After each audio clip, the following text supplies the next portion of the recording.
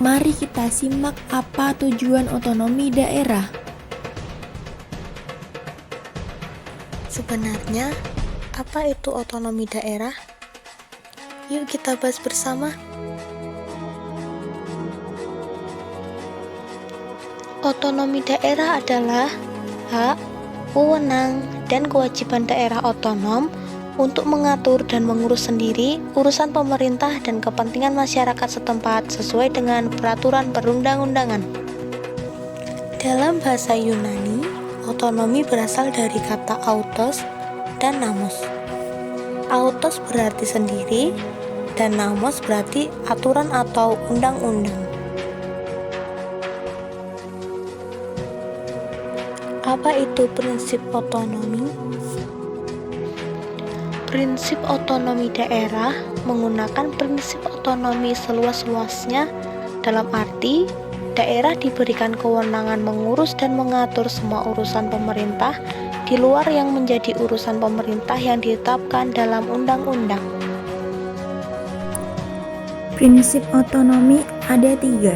1. Prinsip otonomi luas, prinsip otonomi nyata, prinsip otonomi yang bertanggung jawab. Pertama, prinsip otonomi luas. Yang dimaksud prinsip otonomi luas adalah kepala daerah yang diberikan tugas, wewenang, hak, dan kewajiban untuk menangani urusan pemerintah yang tidak ditangani oleh pemerintah pusat, sehingga isi otonomi yang dimiliki oleh suatu daerah memiliki banyak ragam dan jenisnya. 2. Prinsip otonomi nyata. Yang dimaksud prinsip otonomi nyata adalah suatu tugas, wewenang, dan kewajiban untuk menangani urusan pemerintah yang senyatanya telah ada dan berpotensi untuk tumbuh dan berkembang sesuai dengan potensi dan karakteristik daerah masing-masing. 3. Prinsip otonomi yang bertanggung jawab. Yang dimaksud prinsip otonomi yang bertanggung jawab adalah otonomi yang dalam penyelenggaraannya harus benar-benar sejalan dengan tujuan pemberian otonomi yang pada dasarnya untuk memberdayakan daerah, termasuk meningkatkan kesejahteraan rakyat. Dasar hukum. Ketetapan MPR RI nomor 15/MPR tahun 1998 tentang penyelenggaraan otonomi daerah, pengaturan, pembagian, dan pemanfaatan sumber daya nasional yang berkeadilan, serta perimbangan keuangan pusat dan daerah dalam kerangka NKRI. 2. Ketetapan MPR RI nomor 4/MPR tahun 2000 tentang rekomendasi kebijakan dalam penyelenggaraan otonomi daerah. 3. Undang-Undang Dasar Nomor 32 Tahun 2004 tentang Pemerintah Daerah. 4. Undang-Undang Dasar Nomor 33 Tahun 2004 tentang perimbangan keuangan antar pemerintah pusat dan pemerintah daerah. 5. Undang-Undang Dasar Nomor 23 Tahun 2014 tentang Pemerintah Daerah (revisi Undang-Undang Dasar Nomor 32 Tahun 2004). Mari kita simak apa tujuan otonomi daerah. Adapun tujuan pemberian otonomi daerah adalah sebagai berikut. 1. Peningkatan pelayanan masyarakat yang semakin baik. 2. Pengembangan kehidupan demokrasi dan keadilan nasional. 3. Pemerataan wilayah daerah. 4. Pemeliharaan hubungan yang serasi antara pusat dan daerah serta antara daerah dalam rangka keutuhan NKRI. 5. Mendorong pemberdayaan masyarakat. 6. Menumbuhkan prakarsa dan kreativitas, meningkatkan peran serta masyarakat, mengembangkan peran dan fungsi Dewan Perwakilan Rakyat Daerah. Apa saja sih asas otonomi daerah itu? Asas.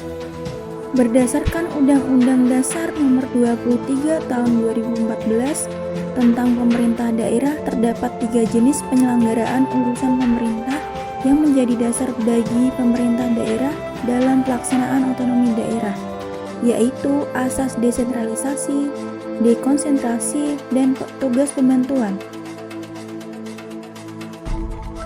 1. Asas desentralisasi. Asas desentralisasi adalah pemberian wewenang oleh pemerintah pusat kepada pemerintah daerah untuk mengurus urusan daerahnya sendiri berdasarkan asas otonom. 2. Asas dekonsentrasi. Asas dekonsentrasi adalah pelimpahan sebagian urusan pemerintah yang menjadi kewenangan pemerintah pusat kepada gubernur sebagai wakil pemerintah pusat, kepada instansi vertikal di wilayah tertentu, dan atau kepada gubernur dan bupati atau wali kota sebagai penanggung jawab urusan pemerintah umum. 3. Tugas pembantuan. Tugas pembantuan adalah penugasan dari pemerintah pusat kepada daerah otonom untuk melaksanakan sebagian urusan pemerintah yang menjadi kewenangan pemerintah pusat atau dari pemerintah daerah provinsi kepada daerah kabupaten atau kota untuk melaksanakan sebagian urusan pemerintah yang menjadi kewenangan daerah provinsi. Pelayanan publik. Pelayanan publik merupakan aspek yang sangat penting dalam penyelenggaraan otonomi daerah. Keputusan Menteri Negara Pendayagunaan Aparatur Negara Nomor 63 Tahun 2003 tentang Pedoman Umum Penyelenggaraan Pelaksanaan Publik menjelaskan definisi pelaksanaan publik, yaitu segala kegiatan pelayanan yang dilaksanakan oleh penyelenggara pelayanan publik sebagai upaya pemenuhan kebutuhan penerima pelayanan maupun pelaksanaan ketentuan peraturan perundang-undangan. Implementasi pelayanan publik mendasarkan asas-asas berikut ini. 1. Transparansi. Transparansi yaitu bersifat terbuka, mudah dan dapat diakses oleh semua pihak yang membutuhkan dan disediakan secara memadai serta mudah dimengerti. 2. Akuntabilitas yaitu dapat dipertanggungjawabkan sesuai dengan ketentuan peraturan perundang-undangan. 3. Kondisional yaitu sesuai dengan kondisi dan kemampuan pemberi dan penerima layanan dengan tetap berpegang pada prinsip efisien dan efektivitas. 4. Partisipatif yaitu mendorong peran serta masyarakat dalam penyelenggaraan pelayanan publik dengan memperhatikan aspirasi, kebutuhan, dan harapan masyarakat. 5.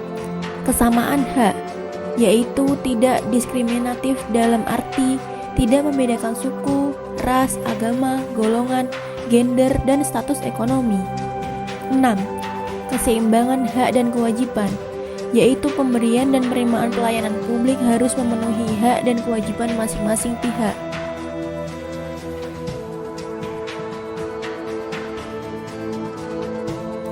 Dampak otonomi daerah. Dampak positif otonomi daerah. 1. Sosial budaya lebih berkembang. 2.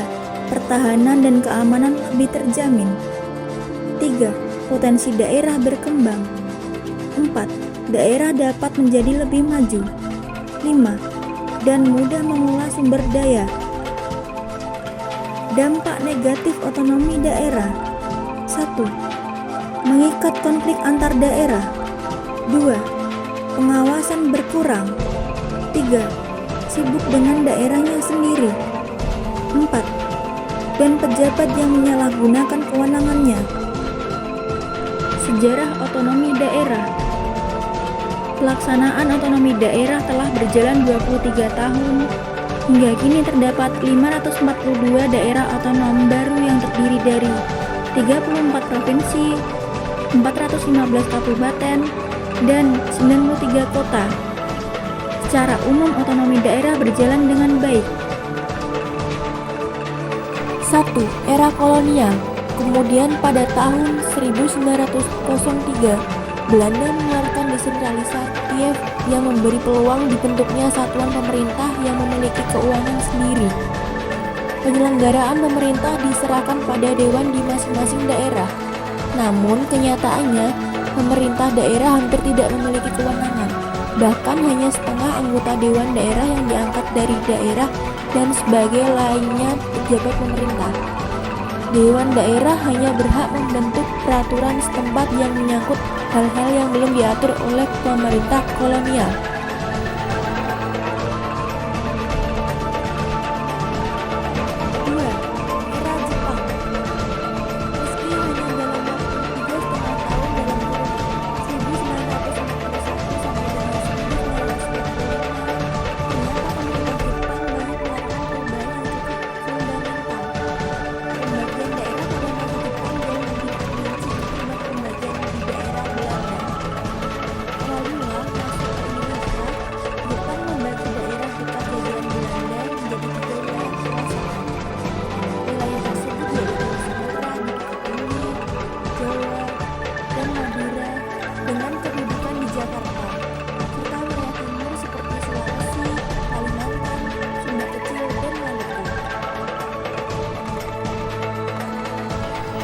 Orde Baru. Pada era ini secara tegas menyebutkan ada dua tingkat daerah otonom, yaitu daerah tingkat 1 dan daerah tingkat 2. Selama Orde Baru berlangsung, pemerintah pusat memperketat pengawasan atas pemerintah daerah sebagai pengejawantahanan dari pelaksanaan tanggung jawab pemerintah pusat. Dalam era tersebut dikenal 3 jenis pengawasan, yaitu pengawasan preventif, pengawasan represif, dan pengawasan umum. Era Reformasi. Era awal reformasi pemerintahan telah mengeluarkan 2 kebijakan tentang otonomi daerah, yaitu Undang-Undang Nomor 22 Tahun 1999 tentang pemerintah daerah, Undang-Undang Nomor 25 Tahun 1999 tentang perimbangan keuangan antara pemerintah pusat dan daerah.